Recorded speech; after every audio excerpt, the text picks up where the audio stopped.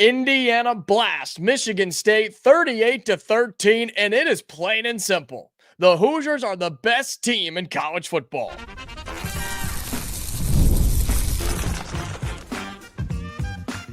You are Locked On Hoosiers, your daily podcast on the Indiana Hoosiers. Part of the Locked On Podcast Network, your team every day. Welcome, and it is the Locked On Hoosiers podcast. I'm your man, Jacob Goins. I appreciate you being here, making this your first listen or your first watch every single day. We are part of the Locked On Podcast Network, which is your team every day. This is a live show, a live edition of Locked On Hoosiers, as we are going here on the YouTube channel right after Indiana defeats Michigan State 38-13. Welcome in. Appreciate you being here. We got a lot to go over on this live show of Locked On Hoosiers, as Curt Cignetti and this team, after what was kind of a crazy week, right, with the contract extension and Cignetti's name being floated around for different jobs, they put all that behind them. They didn't let it be a distraction. They weren't worried about it at all. And there were some questions, there were some concerns, but for the most part, Indiana does what they're supposed to do. 38-13 is the final score. We'll talk about all of that. We'll talk about the stats. Plus, I'll tell you why I think Indiana has an argument and I think is legitimately the best team in college football. Plus, if you're new around here, we'll do our likes and our dislikes as well. All of that on Locked On Hoosiers. So drop your comments in there for those of you who are just now joining the show. Let me know what you think. I'm going to go back through as many of those as I can. We'll talk about those. We'll kind of go through all the different storylines, right? But final score 38-13.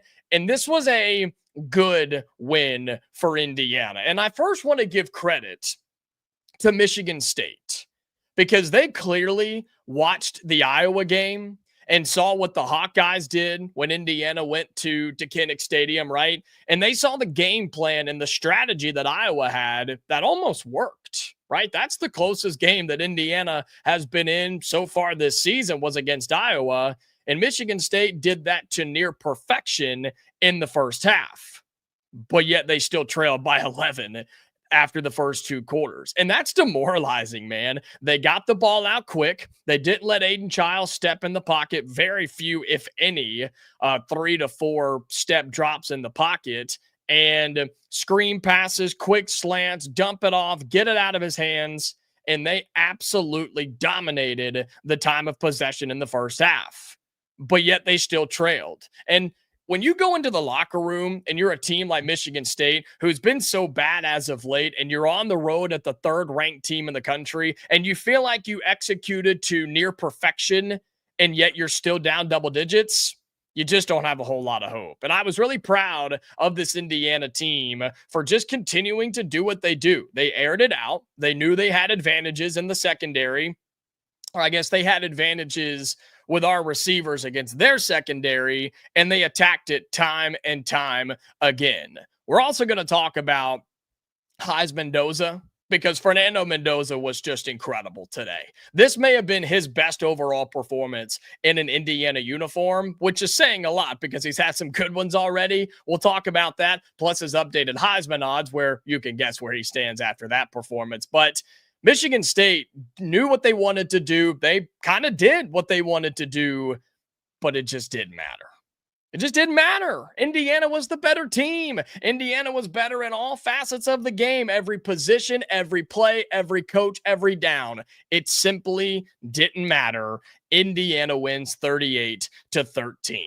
The offensive performance that Indiana put on today was a clinic. Man, you could show this film for generations to come for them to try to simulate and copy what Indiana did this afternoon against Michigan State. Thankfully, the weather didn't have a whole lot of factor here, right? The slight delay that conveniently happened at halftime, which was nice. I know it became just a flood right there at the end of the game when Michigan State kicked the garbage time field goal, but that didn't have any impact, and Indiana wasn't going to let it bother them regardless. Hoosiers had only 7 possessions on offense in this game. They scored on 6 of them, They had 5 touchdowns and a field goal. The only possession you didn't score was when you turned it over on downs inside the red zone where you could have scored a field goal if you really wanted to. And Cignetti was like, nah, we'll go for it. We'll see what we got. We'll see what we can do because we just know that's how Cignetti rolls. But man, the passing game was just elite. And I really liked seeing the run game get going by the end of it for Indiana. They just knew they had an advantage and they were going to attack it. EJ Williams stepped up in a big way today. Surratt got his. Cooper got his. And then eventually you got the running game going. But, folks, I want to just clarify this right now. Indiana has an NFL starting quarterback playing for it right now. That's what's happening. Curt Cignetti, Coach Shanahan on the offensive side, they have an NFL starting quarterback in Fernando Mendoza playing in Bloomington at the moment. His updated Heisman odds on FanDuel, our friends over there, yeah, he's the betting favorite again. Plus 250, not even close. He is the odds betting favorite to win the Heisman Trophy and be the number 1 overall pick in next year's NFL draft. Did you see some of the throws he had today? They were unbelievable. He's throwing balls across the field, back across his body, floating them in the corner, putting them in the breadbasket, splitting defenders. Fernando Mendoza is unbelievable. And that word gets thrown around so much nowadays in podcasting and broadcast. But, man, some of the things that he's doing should not be done at the college level. Folks, there's not a better quarterback in America than Fernando Mendoza is playing right now. And I don't think there's a better team than the Indiana Hoosiers in college football right now. We'll get to likes and dislikes a little bit later, but I know there are some questions, and I see them already in the comments, so keep dropping them in there about the defense, right? I think a lot of that was strategy. I think a lot of that was game planning today, but we will get into some of the broken coverages, the softer play, just some things that are a little not overly concerning, but I have questions, and we'll talk about that in just a little bit. But, man, you just compare the stats here. Indiana puts up over 400 yards of offense, 464 compared to 367 for Michigan State. A lot of those were chunk plays by Aiden Giles, a couple of those broken passing plays, and then some down the stretch, especially on that final drive. Indiana's rushing yards, 132. You pass for 332, which was just so much fun. And Fernando Mendoza, man, we'll get to individual stats in a minute. You can't do it any better than what Mendoza did as the starting quarterback today. Had 4 passing touchdowns there. Indiana dominated just about every spot of this game other than that time of possession stat that we talked about earlier. But, I mean, look at the defense if you want to. Hoosiers end up having 4 sacks on the day. Didn't feel like it, right? Didn't really feel like it because we didn't bring a whole lot of pressure from the defensive front, but you still get home 4 times. You did your job. You gave up the 1 slant touchdown, which was a miscommunication, which, again, we'll get to in a moment. But other than that, Indiana does exactly what it's supposed to do. And between your offense that just scores at will and a defense that not even a bend don't break, it really just doesn't break all that much.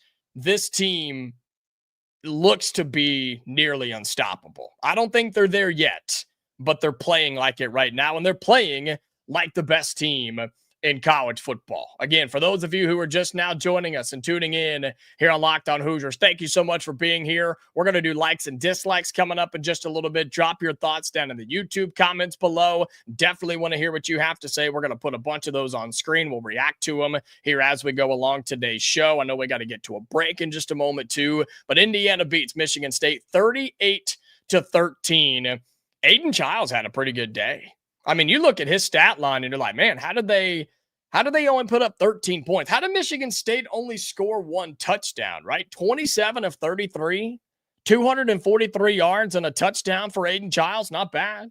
He also had 8 carries for 48 yards, and he got sacked 4 times too. He had a 64-yard scramble in this game, right? Not too bad from Aiden Giles, but it's just in those moments when it mattered, the Indiana defense makes plays. Michigan State couldn't run the ball worth a lick. Could not run the ball to save their life, and honestly, they hardly even tried. Take Aiden Giles out of the equation. You had I'm trying to look and take out the backup quarterback too, who ran it twice. You had 5, 7, 14. I believe 14 carries from non-quarterbacks by Michigan State in this game. They just didn't try. They knew they couldn't do it. They didn't want to do it, so they didn't. And you got to respect it, I guess. They knew their strength, they knew their weaknesses, and they stuck to it for 4 quarters. But Fernando Mendoza in the Indiana offense is what I want to talk about here. Mendoza goes 24 of 28, 332 yards and 4 touchdowns. He did not turn the football over, which was nice to see. You also had your receivers who all got involved here. Omar Cooper, 8 catches today, 115 yards and a touchdown. Elijah Surratt had 4 catches for 70 yards and 2 touchdowns. EJ Williams got involved today. Loved seeing him be that third man and stepping up once more. He had 5 catches for 59 yards and a touchdown. And I don't know why Riley Nowakowski doesn't get the football more. Did you notice in the first half, I think is when it was, when he caught that tight end screen, right where he's on the left side of the line, he comes up and hits that chip block, and then he just peels out, and nobody picks him up. And all you got to do is dump it off to him, and he sprints down the sideline for a 25, 30-yard. I think that was the 39-yarder, wasn't it? Why not do that some more? We did that against Illinois, and it worked to perfection. That needs to be in the playbook more often. And maybe it's one of those things that you don't use it all the time, so the defenses can't overly plan for it. But, man, that just seems to be a broken play for this offense right now. No turnovers for Indiana defensively, or for Indiana offensively, rather. And then you look at this Indiana defense, and they just absolutely eat. Open field tackles continue to be really impressive. You didn't have any takeaways, right? Didn't have anything like that, which was kind of surprising, but you didn't need them. Both teams didn't have a ton of possessions. Again, the Spartans wanted to hold the football, and they did. And when the Hoosiers had it, they scored. That's pretty much all there is to it. The only true turnover was the turnover on downs, but I don't count that. So 38-13, man. Really good performance by Indiana. You block out all the noise. You block out all the distractions from the week. And Curt Cignetti, the newly paid man, has his team playing like the best team in the country with a 38-13 win over Michigan State. This is Locked On Hoosiers, a live show on this Saturday afternoon, moving into the evening hours. We'll take a quick break and be right back and do likes and dislikes and look at your comments as well here on Locked On Hoosiers. This Locked On Hoosiers live show is brought to you by DoorDash. It's the weekend. Time to look back and crown this week's MVP on Who Delivered, powered by DoorDash. Just like you can win every Saturday with DoorDash Streaks, saving more every time that you order. These players delivered when it mattered most. Let's break it down.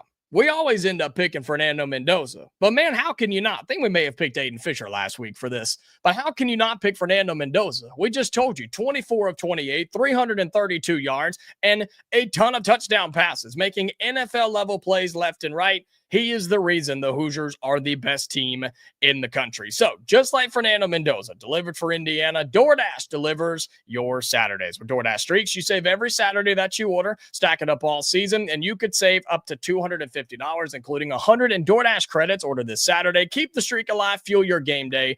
Only with DoorDash. Terms apply. Period runs through November 18th. This live show of Locked On Hoosiers also brought to you by Supply House. When the opening whistle blows on a new repair, get your crew moving forward with Supply House. Order today and see parts on your doorstep tomorrow. Over 280,000 plumbing, HVAC, and electrical items for the most trusted brands in the business. Their real-time inventory and honest lead times keep you from punting on projects, while their industry-leading customer service always has your blind side covered. So join the free TradeMaster program today and score serious perks like priority shipping, lower prices, and a dedicated support line. Visit supplyhouse.com to sign up for free and use the promo code SHCollege5 for 5% off your first order. That's supplyhouse.com. Real people, real services. And finally, this Locked On Hoosiers live show brought to you by Rugia. Guys, you've probably heard of Viagra or Cialis. Maybe you've even tried them. But if you're looking for something beyond the usual pill, it's time to meet Rugia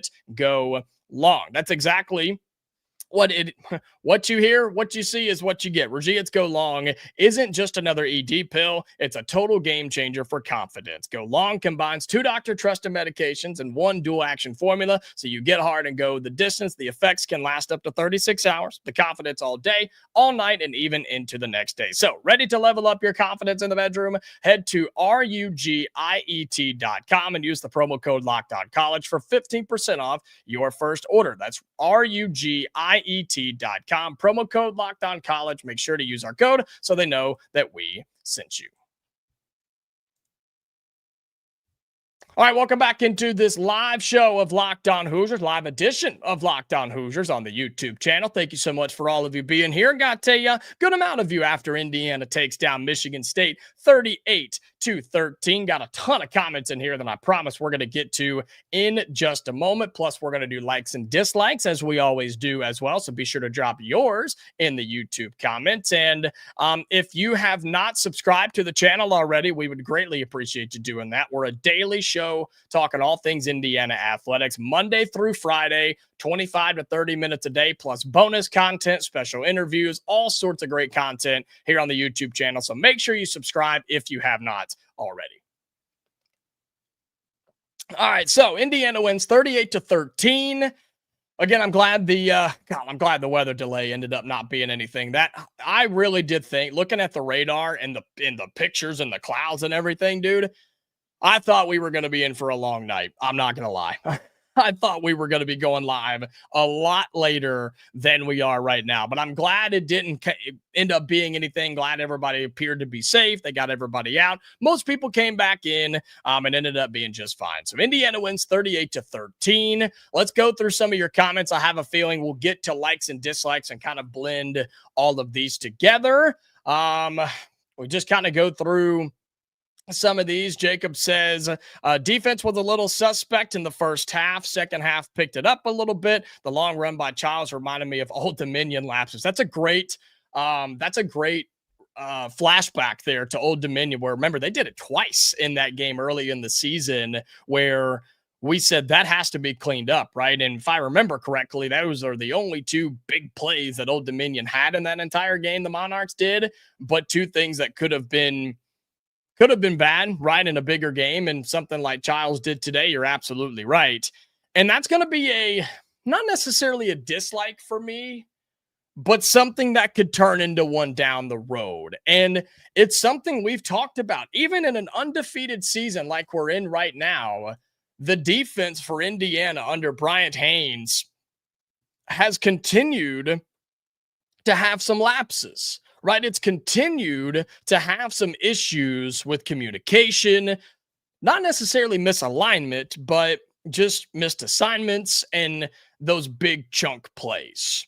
That is a bend, don't break type of defense, but they don't happen very often. But my goodness, when they do, it's just like, man, how is that guy wide open? There's nobody even in the TV frame of this guy, and he's just running wide open over the middle, down the sideline. That's how Michigan State scored today. I'm sure you saw the replay. D'Angelo Pons was the corner. He hit him. He pulled off, thought the linebacker was going to pull over and pick him up, and nobody was there. And Michigan State walks in for a touchdown. Those things have to be fixed. And the fact that a team like Illinois didn't punish you for it, Oregon didn't punish you for it as much. They had a couple of big plays because of Indiana busted coverages, but you still won the game, right? And Michigan State kind of the same way. When you get to the playoffs, you can't do that. You can't do that in the college football playoff. You can't do that in a national championship game because I think Indiana's good enough to do those things. That stuff has to get cleaned up. So not necessarily a dislike as a whole for the defense, but still having communication issues is definitely a dislike for me. Alex says that I love that we can hold a team to 13 points and feel as though the defense could have played better. Goes right into what we were just talking about. Absolutely. I think that's a good sign if you're the Indiana Hoosiers. Johnny says, I can't believe they would even try to pass it towards Pons. I'm offended. D'Angelo Pons is he's a love, man. We love D'Angelo Pons. And my goodness, the fact that you have so many NFL dudes playing on this team on both sides of the football is incredible, in my opinion. And so I'm with you, Johnny. Maybe teams will learn. Just quit throwing it towards him. Number 5's on that side. Yeah, let's just go somewhere else because he's probably going to get the stop. David, I like this. He says, I'm a believer now. I'm a believer now is what David says. And I assume that means you're a believer in Curt Cignetti. You're a believer in the Hoosiers. You're a believer in Fernando Mendoza and everybody around him because this team is legit. And I think they are the best team in college football. No, not because you beat Michigan State. It's the way you beat Michigan State. It's the way that you beat Oregon. It's the way that you're handling your business, even with everything going on around you. And we know for a fact, I like this too, that Indiana will be the second-ranked team in the country come the newest AP poll, whether that's tomorrow or Monday. I can't keep track with when they decide to release that thing. I like that Indiana's going to have their highest ranking again in program history. They'll be the second-ranked team in the country, only behind Ohio State, and I think Indiana's the better squad. I think Indiana's defense is just as good, if not better, and I think Indiana's offense is just as good, if not better. I would love to see those two teams play on a field next week. Put those two teams on a neutral field. I don't care. Put it in Dallas or something to where both fan bases have to travel, or put it in a closed building with nobody there and just let them go after it. I think Indiana versus Ohio State right now, with what Ohio State did to Wisconsin earlier today, I think it would be incredible. But I think the Hoosiers are the best team in the country. We continue on. Russell says, I was in a state of fear that there would be a letdown after the big signing with Curt Cignetti, of course, making $11.6 million a year thanks to his extension this week. I was in my but I got brave and ventured out into a thing called life. So there you go. Indiana should be moving up to 2. Yep, Jay says Indiana should be the second team in the country. I agree. They will be, since Miami lost last night, in case you missed that. I've been saying that Miami's not all that good. I've also been saying the ACC is just not all that good, and I still believe that conference is weak. Miami's overrated, and the Hoosiers will be the second-ranked team in the country. Why not number 1? I'm with you, David. Ain't going to happen, but I wish they could be, and I wish that they would. And this is why, because Ohio State didn't lose. So let's see. Kyle says it felt like the receivers were finding large zone openings and Childs was delivering to those areas. This is a dislike for me. Indiana clearly was playing softer coverage on the outside, and they were not bringing a ton of pressure towards Aiden Childs. You could kind of see it ramp up later in the second half, which is where you got 2 or 3 of your 4 total sacks this game for Indiana. But I think the Hoosiers and Bryant Haynes just respected Michigan State. I think they respected Aiden Childs. I think they respected the playmakers that the Spartans have. Offense hasn't been the issue for the Spartans as of late. It's been hit or miss, but they've had potential. They have explosive play potential. You've seen that. You saw it today. I just think the Hoosiers weren't going to let Childs scramble and make big plays with his legs. I don't think they were going to get beat deep, and I don't think they wanted to have those chunk plays for the Spartans. And I get it, but Indiana's defense is at its best when it's getting after the football. When you're letting guys like Michael Kamara, who I know got banged up, appeared to be okay, but was having some arm, shoulder stuff worked on the sidelines. So hopefully he's okay.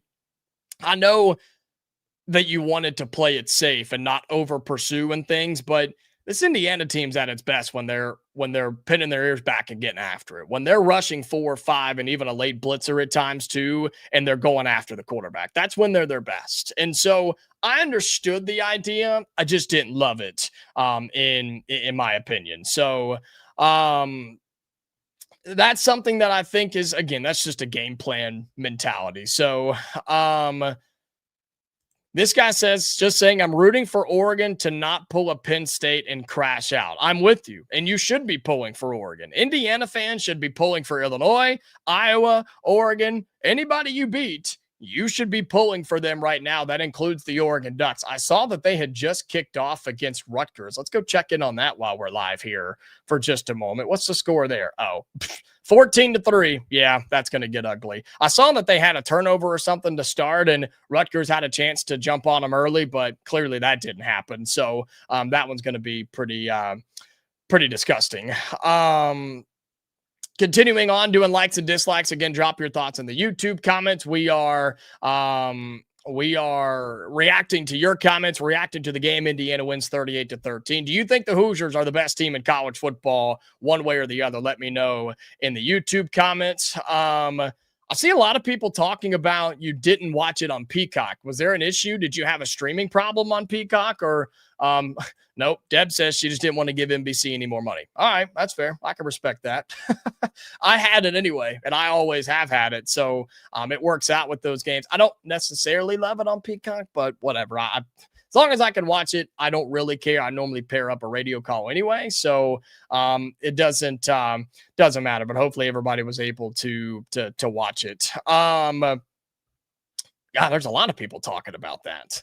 Other likes and dislikes in here. Jay says, so Indiana didn't cover, did they? I thought the spread was 25.5. It was flirting around then. I believe it did drop to 25.5 at the right at kickoff. And so, yeah, I mean, there was a lot of people hoping that Indiana would score a touchdown on that final fourth down rather than kicking the field goal. So if it was 25.5, I'm sorry for the folks that took the Hoosiers to cover. They, in fact, did not. Can we talk about Kamara's regression here, says Peter? It's been do I say mediocre? That sounds harsh. That sounds mean, but it's been a step back, I'll say. It has been a step back for him, and I don't think health is 100% for him. I do think that has something to do with it. And again, he got banged up a little bit again today as well. But I think people just understand how talented he is. I think that teams understand we have to put our best guy on him because he's too talented. He's a home wrecker, right? And he's going to do it on Sundays, but his impact has not been as big as it was a year ago. And I hope that changes. I hope that Indiana and Bryant Haynes are able to, I don't know, draw up some things, right, to get him in action a little bit more and a part of the defensive game plan and strategy. Not that he's not trying. I think teams are just ready for him, and they're doing everything they can to stop him. And yeah, he backs it up saying, I loved him last year. This year seems to be a non-factor. And I wouldn't go as far to say a non-factor, but definitely a step back for him than he was a year ago. Russell says Georgia's quarterback had more touchdown and passing yards today, but I still think Mendoza is better. How about that comeback from Georgia? Did you guys see that as we were wrapping up the Indiana game and about to come on? That game was finishing up at the same time. Georgia was down, double digits at home to Ole Miss, the 5th-ranked or 6th-ranked team in the country. I had it pulled up just a second ago. I lost it. Oh, there we go. Ole Miss, the 5th-ranked team in the country. Georgia, the 9th-ranked team in the country. And Georgia comes storming back and holds off Lane Kiffin and the Rebels, who blow another big game. Gunnar Stockton's good, but Mendoza's just at a different level. Gunnar Stockton's a good college quarterback. Fernando Mendoza is going to be an elite NFL quarterback, and that's the difference, in my opinion. So, yeah, Danger Randy says Ohio State is still solid. They looked it against Wisconsin today. You're absolutely right about that. Yeah, she says, no question, the odds-on favorite for the Heisman for Fernando Mendoza, and that is the case. He is still, I just checked on it. I'll refresh it just to make sure I'm not giving you false information. And yep, Fernando Mendoza is still your odds-on favorite to win the Heisman Trophy behind or in front of Julian Sayin at Ohio State, Ty Simpson at Alabama, and Marcel Reed at Texas A&M. So there's that. Again, likes and dislikes for me. Again, I think I said this earlier. I liked to see the run game getting involved late in the game. Basically just the Hoosiers saying, just to make sure we can do it, right? Just to make sure that Roman Hemby, who had a nasty stiff arm in this game, that he's good to go. Kaelon Black is good. Kobe Martin got some runs in there as well, who just continues to play extremely well when he gets his carries. Man, I love watching Kobe Martin play, and I hope that he gets more playing time, whether it's this year in his future here at IU. Robert, talked about that. Don't see a way the Hoosiers are not the number 2 team in the country. I think that is absolutely true. Also, yes, thank you for bringing this up, Kyle. Was a toe in, he says Fernando Mendoza was a toe in bounds and a heel out of bounds from having a 5th touchdown pass. I hate that. Not is it a dislike, it's a full-on hate. Can we talk about that for a second? Can we talk about the gorgeous touchdown pass that Fernando Mendoza threw in the back left corner of the end zone where it got called back on EJ Williams because he comes up and he makes the grab, right? And then his toe hits inbounds in the end zone. But because he's facing forward and not backwards, I guess, towards the quarterback, right? He's facing the quarterback and where the ball came from rather than facing towards the stands and away from where the ball came from. His toe hits, he has the football, he secures it, but because the heel hits down out of bounds, they call it incomplete. That's bogus to me. The rule is broken. I understand that's how the rule is written. My complaint is that the rule is messed up. The rule is wrong. That's a catch. And it absolutely should be. Why should EJ Williams or any receiver be on the bad end of a call because he was facing towards the football where it came from versus facing the other way? Because if he was facing towards the stands, he drags the toe, he falls out of bounds, touchdown. And that would have been the 5th one of the day for Fernando Mendoza. The rules are ridiculous, and they continue to be across all levels of football. But thank you, Kyle, for bringing that up, because I almost forgot about that. I needed to get that. Need to get that off my chest, so I feel better. Thank you. All right, we got a couple minutes here on this live show of Locked On Hoosiers. A couple more. That's funny. I'm not putting that one on there, but that's funny. Got a couple more minutes here as we wrap up. Again, likes and dislikes. Drop your comments down there. I'll try to get to them. We're about here at the end. Yeah, Robert makes a good point there about Ohio State not being, I guess, as impressive against Illinois as Indiana was. That's starting to get into opinion stuff, and it's the AP poll, so you never know. Yep, somebody else saw the comment I did. That's hilarious. Arizona State just blew a big lead to Texas Tech. Did they really? Did they blow that? I had that on downstairs as part of a multicast. I had the Indiana game on Peacock on its own TV. Holy smokes, they did. I'm pulling it up right now. Wow, 22-19, Texas Tech takes the lead on Arizona State. That is insane. Oh, Arizona State, not like this, dude. They had that game. This was ugly. Wasn't that like a 9-7 halftime score or something like that? Oh, hey, Texas Tech is a good team. I want to make that very clear. Texas Tech is a good team, but Arizona State, man, you fumbled the bag at home. Oh, that's brutal. That's brutal. They do have the football, 3rd and 4 at their own 37 with a minute and a half for all the glory. So, man, that's tough. So, James also says Penn State up 7-0 over Iowa. That's a disaster. Did we like or dislike? This has nothing to do with Indiana now. Did we like or dislike James Franklin on College Game Day this morning?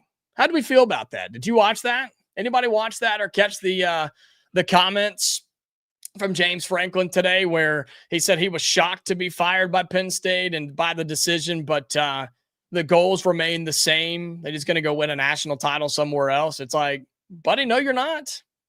No, you're not. You didn't win one at Penn State. You're not going to win it anywhere else. I don't know. Thought it was weird. Charlie, I like this. I like this comment. Says Ohio State's number 1 until they play Michigan again, where they are on a pretty significant losing streak. Is that game in Ann Arbor or is it in Columbus this year? I can't keep up. I can't remember. I'll tell you right now. Give me 2 seconds. That game is in Ann Arbor. That's at the Big House, so watch out for that one. Michigan had a nice win over Washington. I hated to see it, but they did. Michigan got it done in that game.